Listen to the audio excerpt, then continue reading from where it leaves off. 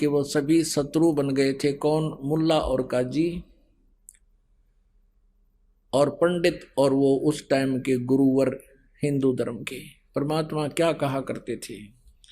काशी जोरा दीन का ये काजी खिलस करंत, गरीबदास उस सरे में झगड़े आन पड़ंत। आइए अब हम उन श्रद्धालुओं के अनुभव जानते हैं जो जगत गुरु तत्वदर्शी संत रामपाल जी महाराज जी से दीक्षा प्राप्त कर चुके हैं तथा उनके द्वारा बताए गए भक्ति मार्ग पर चल रहे हैं। नमस्कार जी। नमस्कार जी। क्या नाम है जी आपका? संतोष। माता जी आप कहाँ के रहने वाले हैं? गांव लकड़िया, जिला झज्जर। संत रामपाल जी महाराज से नाम दीक्षा आपने कब ली? 2005 में। संत रामपाल जी महाराज से नाम दीक्षा लेने से पहले क्या आप कोई भक्ति साधना भी करते थे? हाँ जी, करते थे।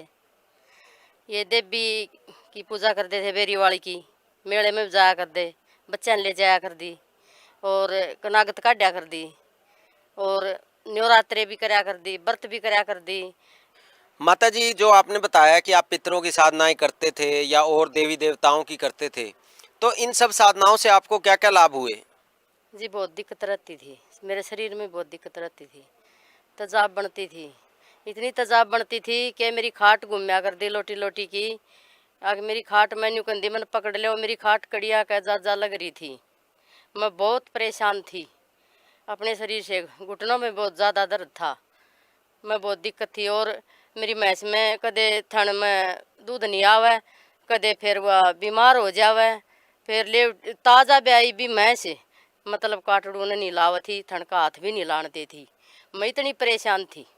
माता जी आपने बताया कि आप काफ़ी परेशान थे, जो पहले साधनाएं करते थे उनसे आपको कोई लाभ नहीं हो रहा था, तो फिर संत रामपाल जी महाराज की शरण में आप कैसे आए? संत रामपाल जी महाराज की शरण में भगत जी का छोटा भाई पहले जुड़ रहा था संत रामपाल जी महाराज की शरण में।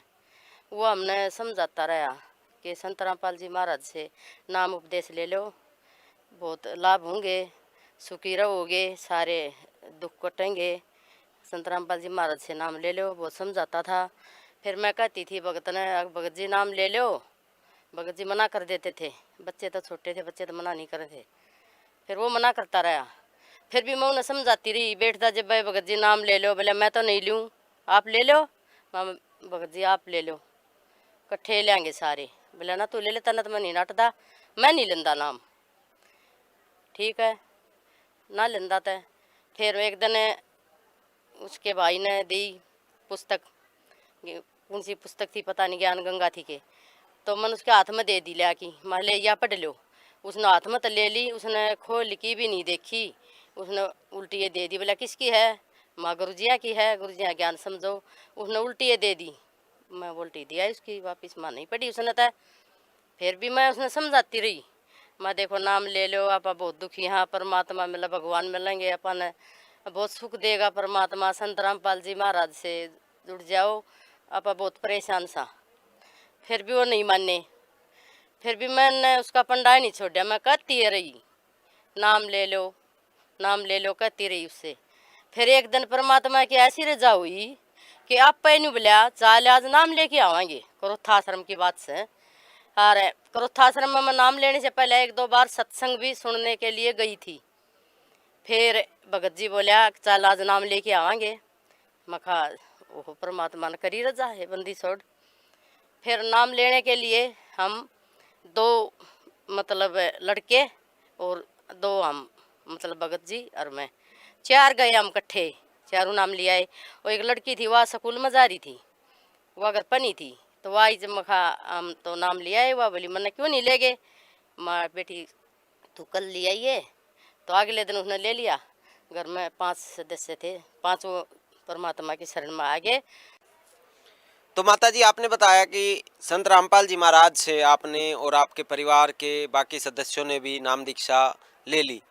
तो जब संत रामपाल जी महाराज के शिष्यों से हम मिलते हैं तो वो हमें ये बताते हैं कि उन्हें कोई ना कोई संत रामपाल जी महाराज से नाम दीक्षा लेने के बाद लाभ जरूर होता है।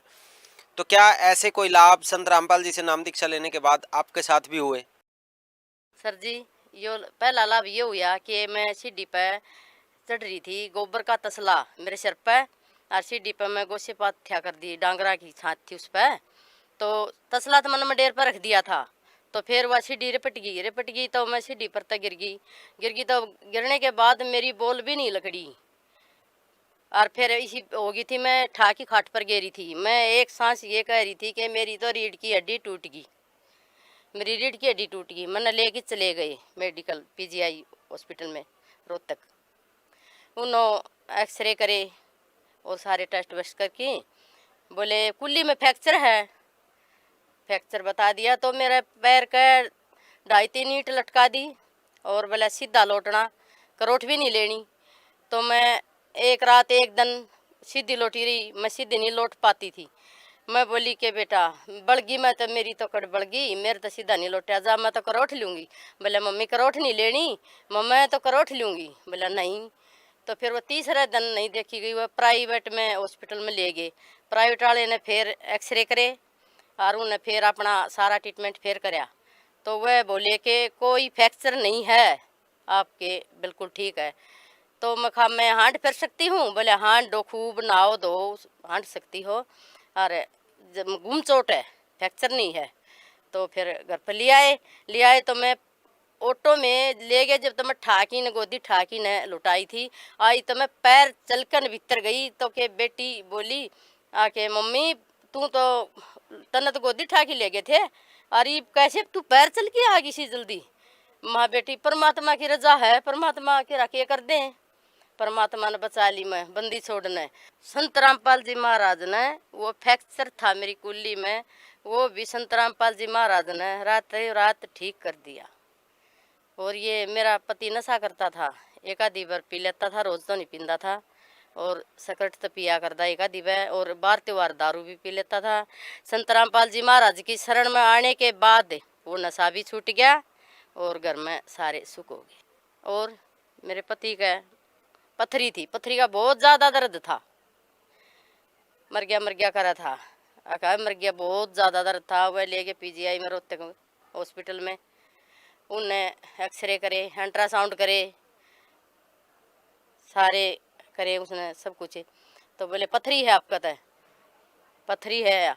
फिर बोला ठीक है पथरी है, गोली दवाई दे दी, इनसे कट जाएगी तो ठीक है, ना तो बाद में देखेंगे। तो वो घर पर आ गई, तो उनको तो उन दवाइयों से पथरी काट दी संत रामपाल जी महाराज ने, और कोई नहीं ऑपरेशन करना पड़ा, नहीं और कोई दवाई नहीं ली। एक बार की दवाई से आज तक भी 3-4 साल हो गए उन बातों ने, दर्द कोई भी कुछ भी माड़ा है भी दर्द नहीं हुआ ऐसे। और बेटा 2 महीने हुए हैं, बेटा मोटरसाइकिल पर अपनी मिसिज ने बिठा के सिविल हॉस्पिटल में ले आया था। वह तो सिविल हॉस्पिटल में छोड़ दी थी, वो आप कंपनी में बोला बड़ा बेटा दूध ले जा दो, नहीं आया उधर ने, नहीं बोला भाई तू दूध दिया, ये बोला ठीक है भाई। उसने हॉस्पिटल में छोड़ के वो दूध देने के लिए गया था, दूध दे के वापिस आया था, तो कार ने ऐसा भगा दिया कि